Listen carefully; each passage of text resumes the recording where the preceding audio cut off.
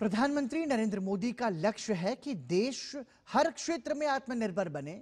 इसको आगे बढ़ाते हुए केंद्र सरकार ने देश में इलेक्ट्रॉनिक्स कंपोनेंट का मजबूत घरेलू आधार तैयार करने के लिए ईसीएमएस स्कीम में 7,100 करोड़ रुपए के निवेश को मंजूरी दी है। दिल्ली में आयोजित कार्यक्रम में केंद्रीय मंत्री अश्विनी वैष्णव, राज्य मंत्री जितिन प्रसाद की मौजूदगी में भारत ने भविष्य का रोड मैप पेश किया। भारत की इलेक्ट्रॉनिक्स कहानी एक नए दौर में प्रवेश कर रही है। एक ऐसा दौर जो महत्वाकांक्षा, नवाचार और सशक्त नीति निर्माण से प्रेरित है।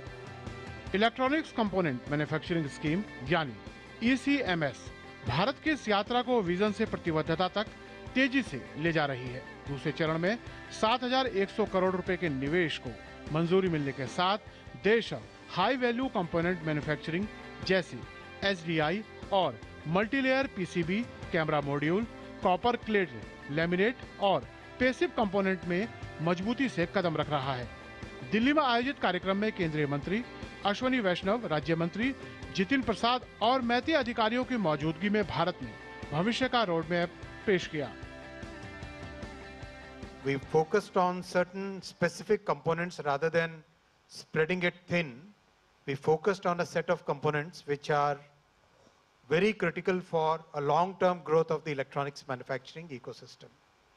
With that, the ECMS was conceived, approved by Honorable Prime Minister, and then finally it was rolled out very recently, and I am glad that the team is working so hard that practically every week new approvals are happening. ECMS अकेला नहीं है, ये भारत के बड़े electronics vision का अभिन्न हिस्सा है। Electronics manufacturing, PLI, India semiconductor mission, fabulous design के लिए डीएलआई स्कीम और रिसर्च इनोवेशन को बढ़ावा देने वाले आरडीआई कार्यक्रम, ये सभी मिलकर एक पूरी वैल्यू चेन का निर्माण करते हैं। मटेरियल से कंपोनेंट तक, चिप से डिवाइसेस तक और डिजाइन से मैन्युफैक्चरिंग तक।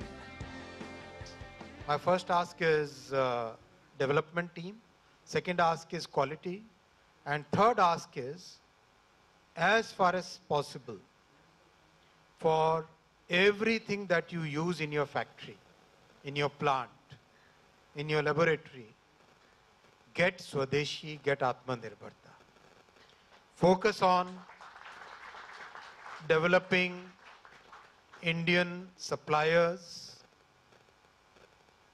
Make sure that they also come up to quality levels. Make sure that you hold hands and get them up the value chain. That will define your success in the coming years. Bharat अब सिर्फ वैश्विक electronics क्रांति का हिस्सा नहीं, बल्कि एक विश्वसनीय हब और उभरते हुए प्रोडक्ट नेशन के रूप में अपनी पहचान दर्ज करा रहा है। तापस भट्टाचार्य की रिपोर्ट, डीडी न्यूज। सऊदी अरब में मक्का से मदीना उम्राह करने जा रहे भारतीय